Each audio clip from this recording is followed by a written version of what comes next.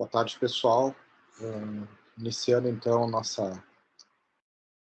nossa aula da disciplina de tópicos especiais e esportes de combate. Já vou passar para vocês um aviso, tá? Que essa é a nossa 13ª aula de 15 previstas, certo? Eu tinha planejado falar sobre as lutas brasileiras na aula de hoje e na aula seguinte falar sobre os jogos de combate. Eu tive um compromisso agendado, eu fui escalado para uma arbitragem nacional, vai acontecer em Santa Catarina e eu vou precisar sair na quinta-feira. Então, eu aglutinei os dois conteúdos, tanto a aula sobre lutas brasileiras, né, o conteúdo de lutas brasileiras para falar para vocês, como os jogos de oposição, nessa aula de hoje. Que são conteúdos rápidos para se abordar, é mais para trazer alguns conceitos para vocês se familiarizarem, para vocês tirarem algumas curiosidades. Essa é a proposta desse conteúdo, até porque não é um conteúdo que, eu vou ser bem sincero com vocês, eu tenho um domínio muito grande. É mais, assim, de leituras e artigos que a gente tenta, né, se familiarizar para tentar aplicar alguma coisa, inclusive na nossa prática na escola. Então, pessoal, essa vai ser a nossa última aula síncrona. Depois, a 14ª aula e a 15ª aula fica para vocês gravarem um vídeo de apresentação do trabalho final da disciplina, que é a apresentação em 5 minutos de um dos artigos que eu disponibilizei lá no Moodle, certo? Então, vocês vão pegar o artigo, vão ler, vão fazer um resumo dele e vão apresentar introdução, o referencial teórico, a metodologia, os objetivos, os resultados e as considerações finais, as conclusões do artigo. Vão fazer um vídeo de apresentação e vão postar lá no nosso grupo do WhatsApp, certo? Então, sem mais demora, vou trazer a apresentação para vocês.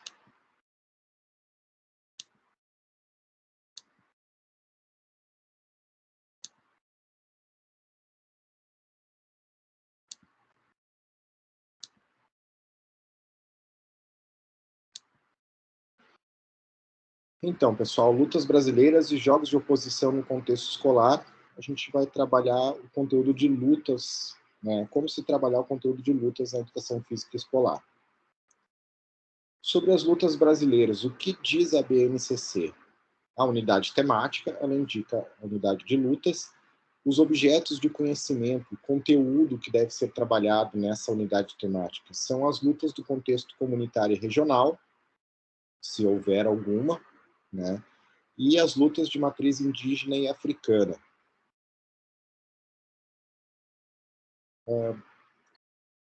Ela, então, essa unidade temática, ela focaliza nas disputas corporais, nas quais os participantes empregam técnicas, táticas, estratégias específicas para imobilizar, desequilibrar, atingir ou excluir o oponente do determinado espaço, combinando as ações de ataque e defesa dirigidas ao corpo do adversário.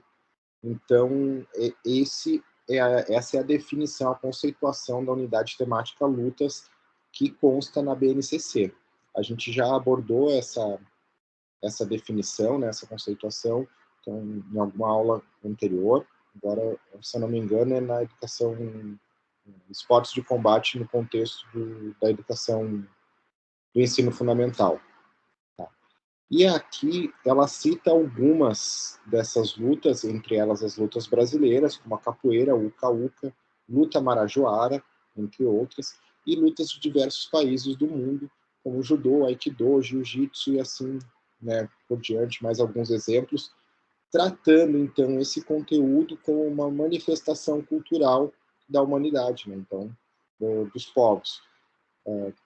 É essa abordagem que a BNCC prevê que se trabalhe nas aulas de educação física com os alunos.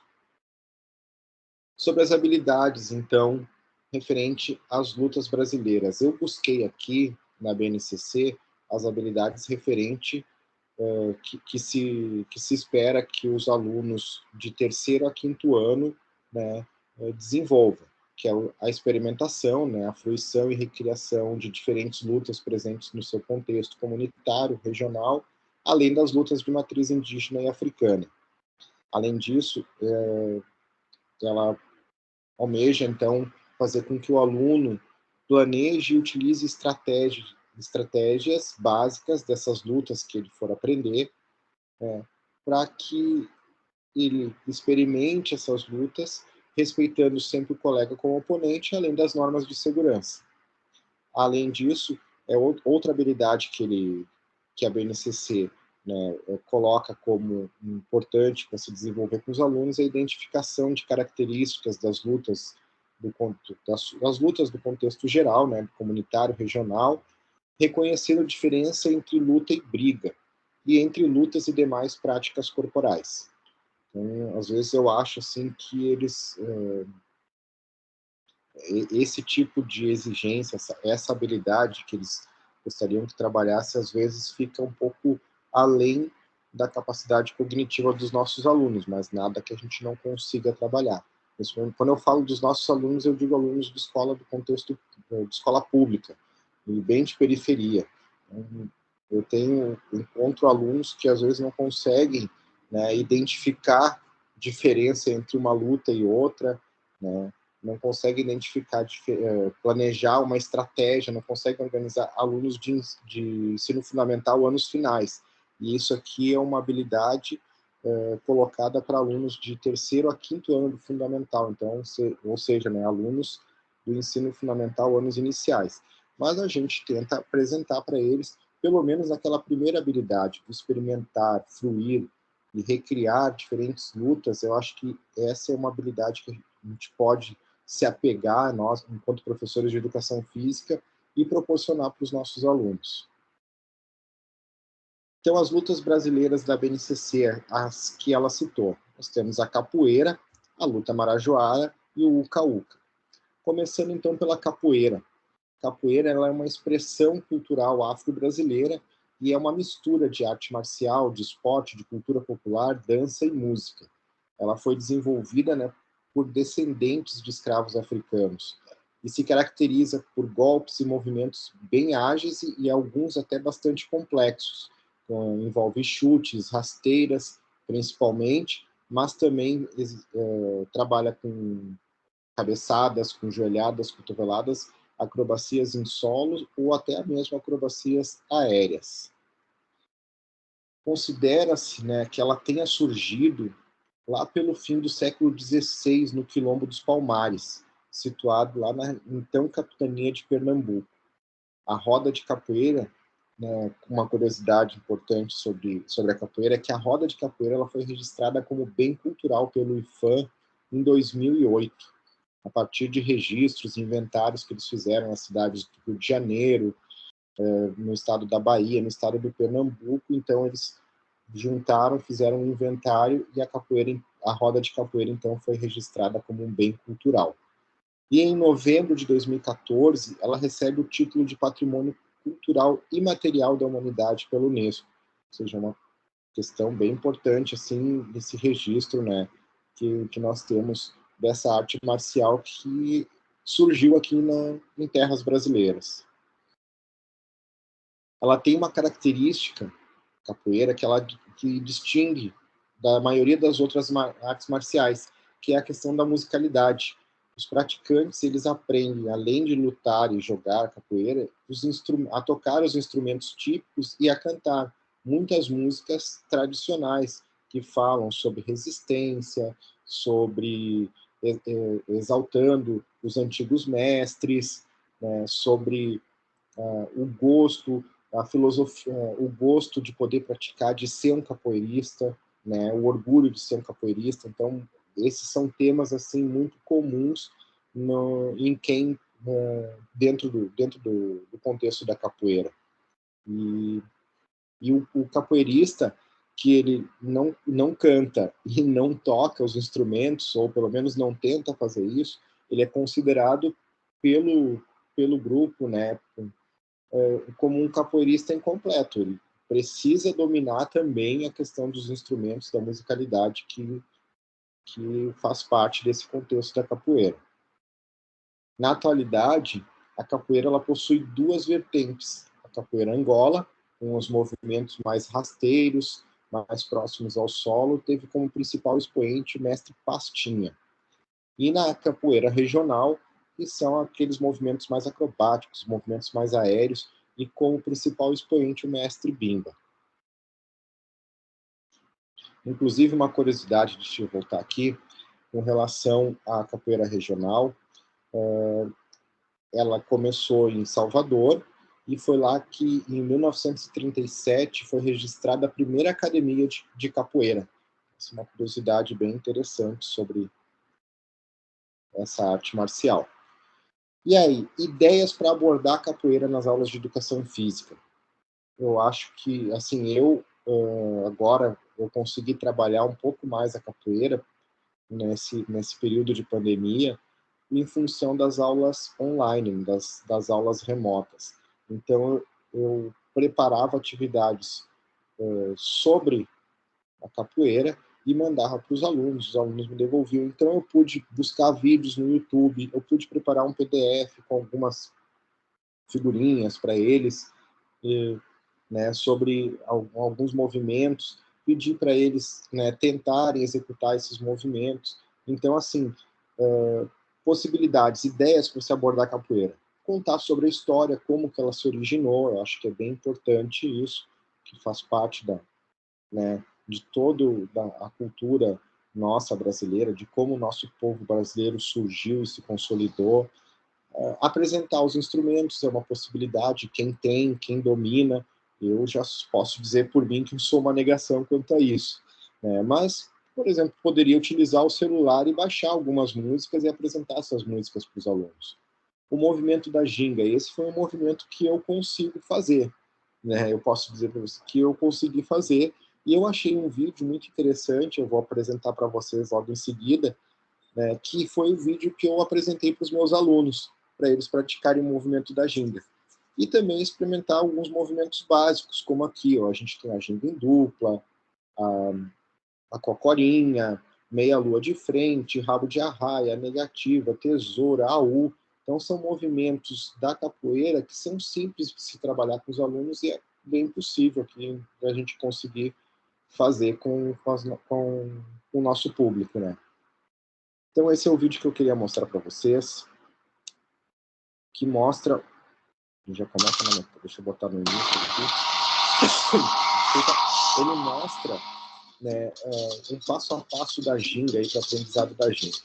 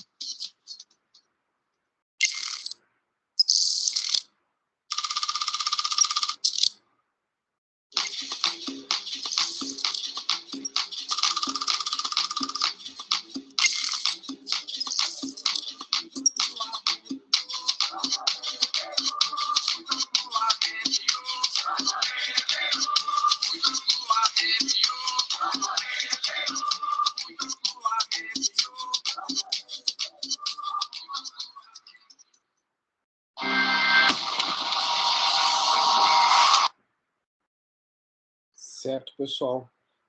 Bom, seguindo adiante, então, nas lutas brasileiras, passar para o Uka-Uka.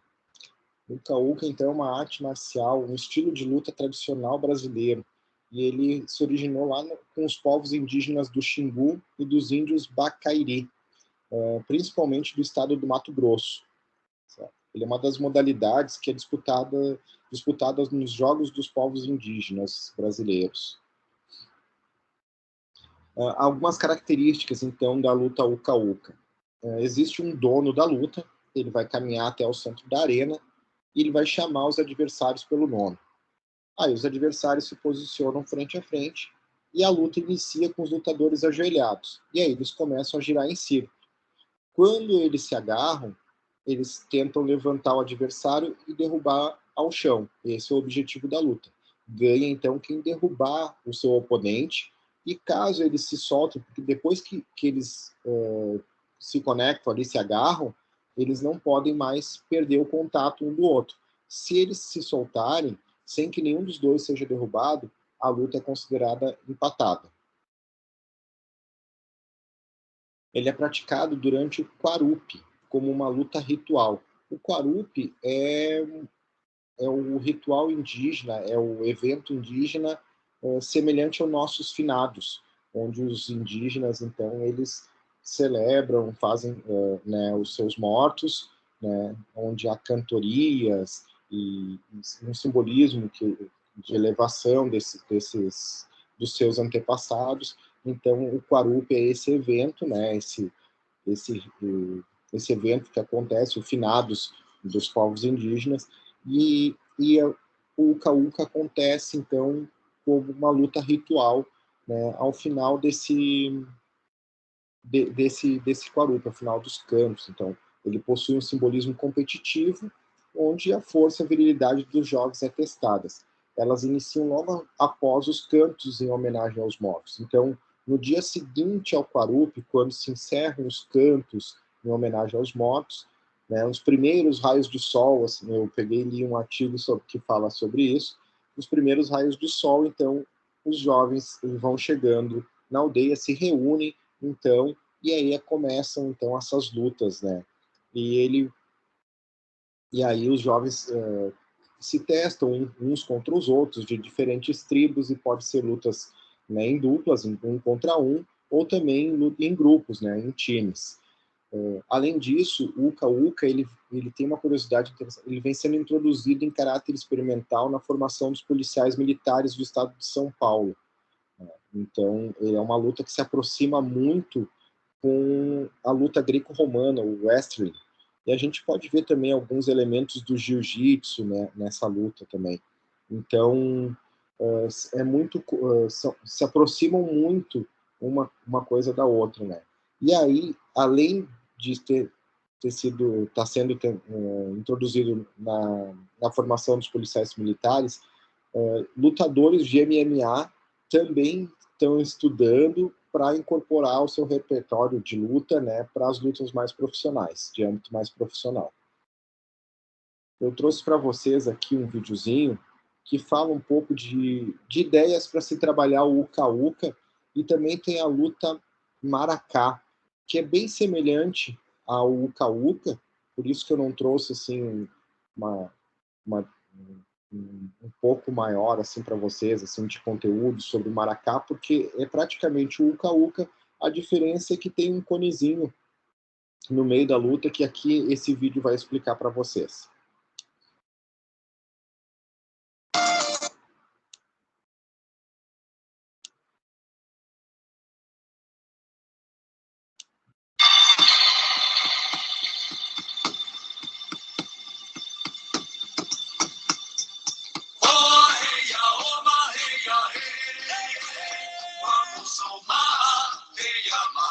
Aqui ele trouxe a definição dos PCMs aí.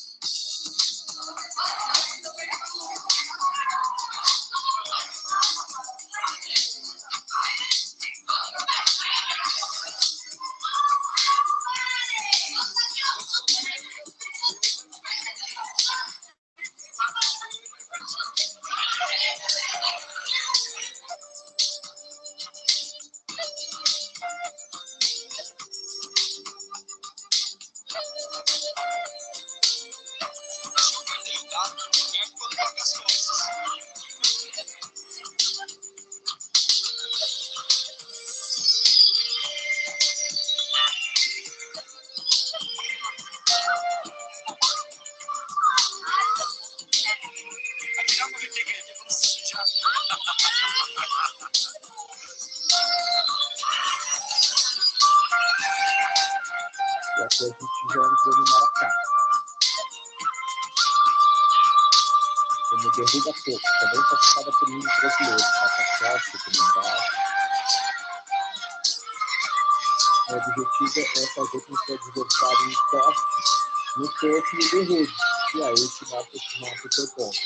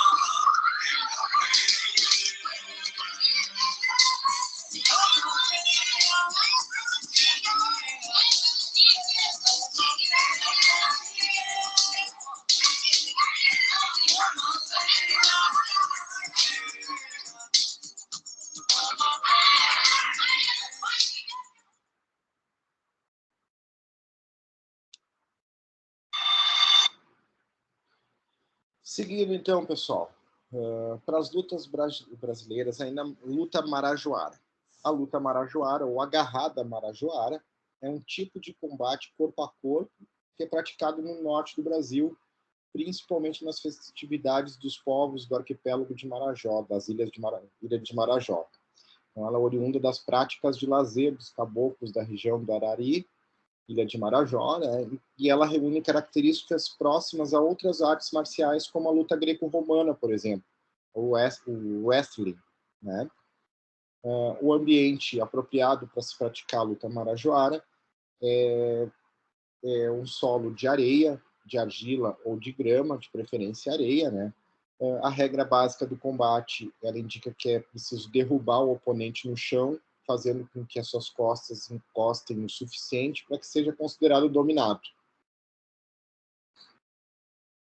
Ela é disputada entre dois atletas, dois lutadores.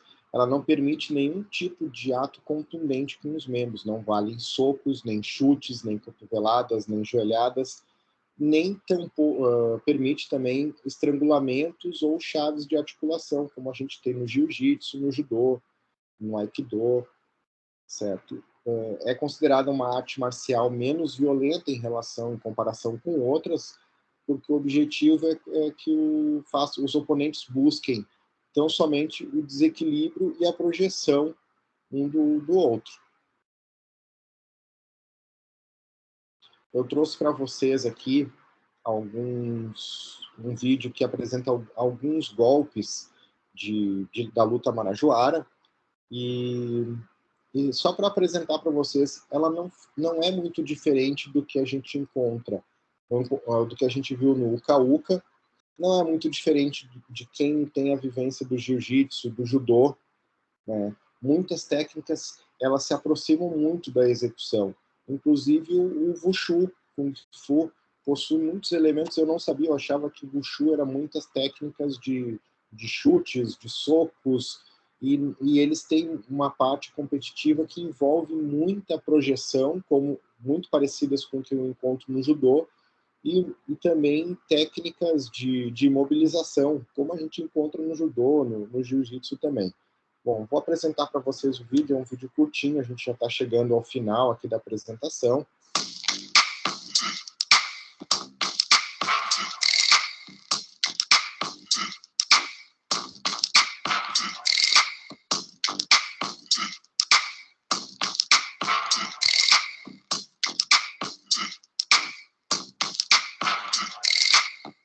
para mim, é o Sotogari do judô.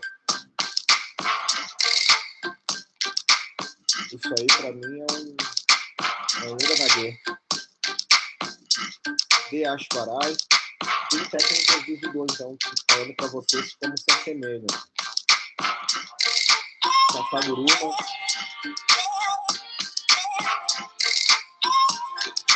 Morotegari, ali fez um contra-ataque.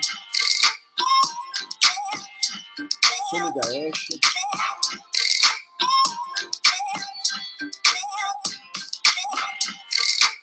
Morotegari com uma virada também de contra-ataque.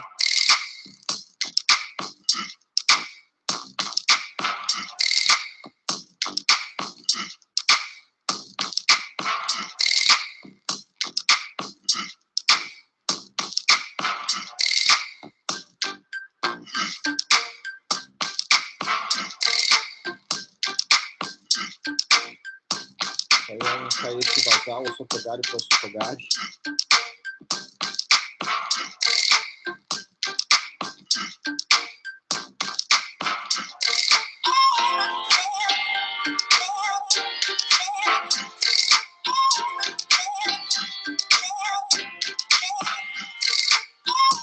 Aí o Yoshi relatando com a mobilização do jogo.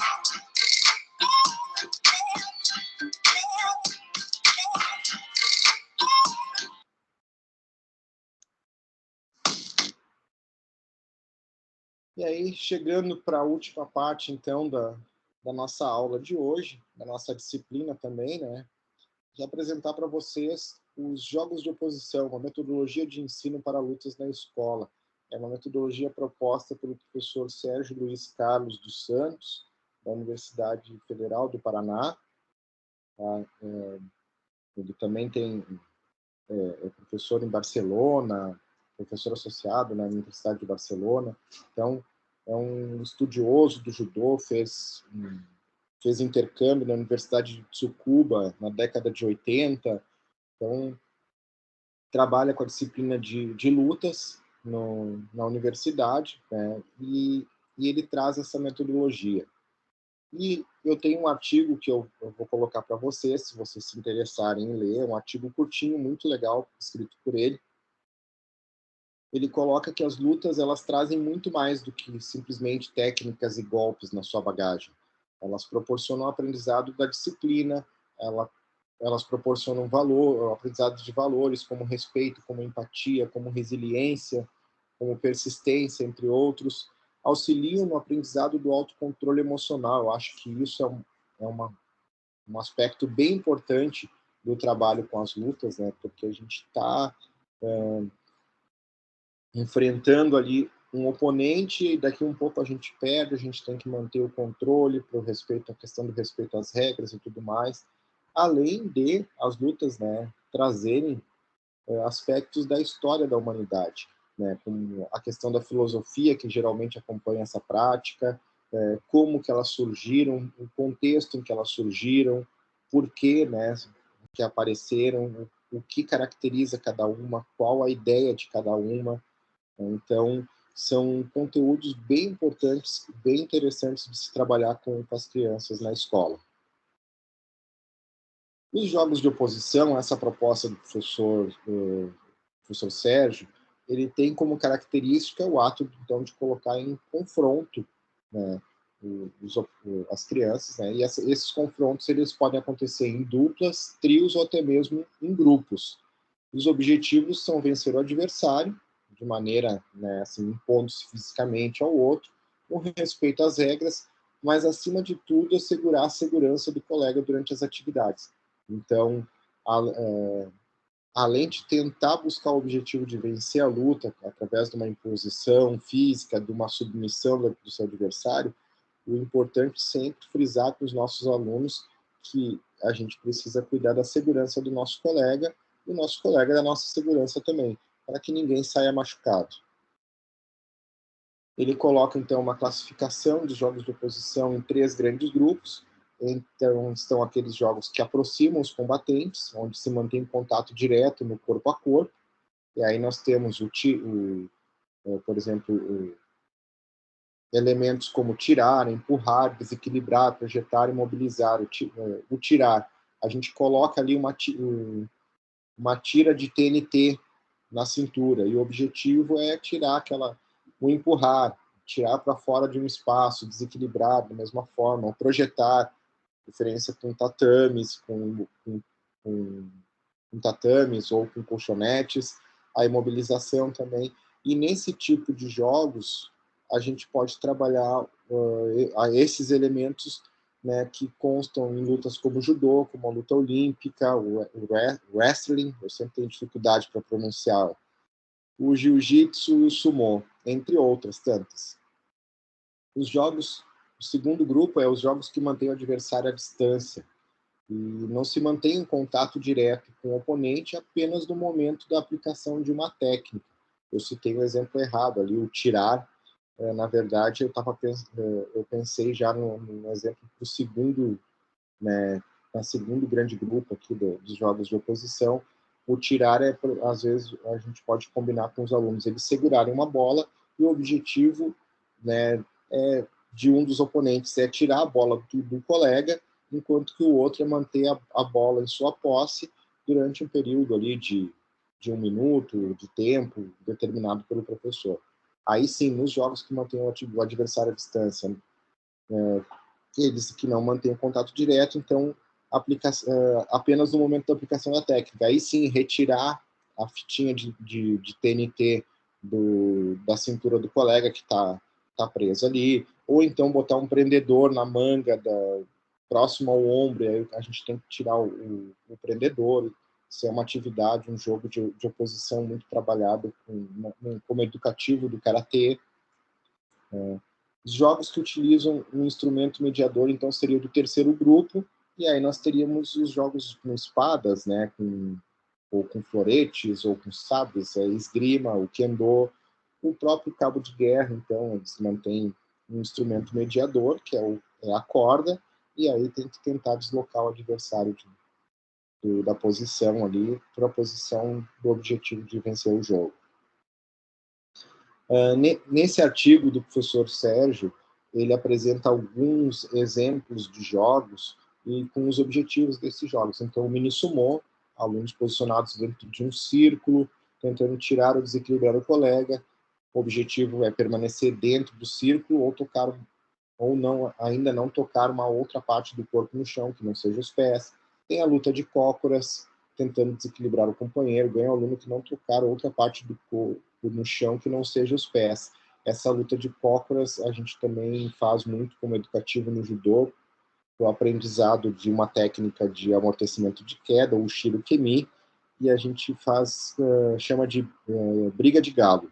Então, com as palmas das mãos contra palmas das mãos, aí tenta desequilibrar o colega dessa forma. Cabo de guerra humano, puxar os adversários para o seu território. A garrafa é minha, com os tornozelos amarrados. A bola é minha, com o objetivo de reter a posse de bola. Então, são alguns jogos de oposição que o professor Sérgio cita nesse artigo dele e que podem ser trabalhados na escola. A minha recomendação de leitura, eu tenho esse livro, do professor Sérgio Luiz Carlos dos Santos, como eu falei para vocês, Jogos de Oposição, Ensino das Lutas na Escola. Ele traz algumas conceituações sobre as lutas, sobre os jogos de oposição, e traz exemplos também desses jogos. Esses 5 exemplos que eu trouxe para vocês anteriormente aqui, eles aparecem aos montes aqui no livro do professor Sérgio. Dá para trabalhar muito, um ano letivo inteiro, só com jogos de oposição na escola. É claro que se a gente fizer isso, os nossos alunos, a gente vai perder os nossos alunos, porque eles sempre gostam de jogar um futebolzinho, de dar uma brincada numa pracinha e tudo mais. Mas só para vocês verem que tem um material que é bem importante e que quem for trabalhar na escola com aluno, eu acho que é uma boa aquisição para se fazer. Muito obrigado, então, pela atenção de vocês. Deixa eu encerrar aqui. Então, pessoal, eu espero que vocês tenham apreciado a disciplina. A ideia foi trazer, então, bastante elementos para vocês poderem refletir, ao menos, né, sobre o trabalho, né, da educação física, sobre trazer um pouco mais de confiança para vocês se arriscarem a abordar esses assuntos, para quem for trabalhar com escola, trazer um pouquinho mais de confiança para vocês abordarem esses assuntos, então, com as turmas de vocês aí futuramente. Qualquer coisa, eu estou à disposição. Lembre-se, o nosso trabalho final da disciplina, a gente vai ter 2 aulas para isso, então, 2 semanas, essa agora, do dia 11 e depois dia 19, é a data, o prazo final para a entrega do trabalho, né? Ele tem um peso maior na avaliação da disciplina, então eu peço para vocês gravem, leiam, escolham um dos artigos que constam no Moodle, tá? Escolhe um, me avisa, né? Avisa no grupo lá, olha, eu escolhi o artigo tal, para o colega escolher um artigo diferente. Nós temos poucos alunos, então, e tem bastante artigo, então, para ninguém refazer nenhum artigo repetido, quem quiser escolher o seu artigo, vai lá e avisa no grupo, ó, eu vou passar uma lista para vocês desses artigos, vocês podem buscar eles lá no Moodle, e aí avisa no grupo WhatsApp, o artigo tal está escolhido pelo aluno tal, pela aluna tal. E aí faz um resuminho, monta um PowerPoint, um Canva, uma apresentação, grava um vídeo de no máximo 5 minutos apresentando esse artigo. Um videozinho com 3, 4, 5 minutos apresentando o artigo, tá? Introdução, objetivos, metodologia, resultados e conclusões do artigo, certo? E aí finalizamos a disciplina, vocês me mandam esse vídeo pelo WhatsApp, pelo grupo WhatsApp. Por que pelo grupo WhatsApp? Eu gostaria que os colegas de vocês também, quem quisesse se interessasse por assistir os vídeos, também tivesse essa oportunidade. Tá, pessoal? Agradeço mais uma vez. Qualquer dúvida, eu estou à disposição. Pretendo atualizar o Moodle e atualizar essa questão da lista dos artigos o mais breve possível, no máximo até o final dessa semana. Muito obrigado mais uma vez e uma boa tarde para todo mundo.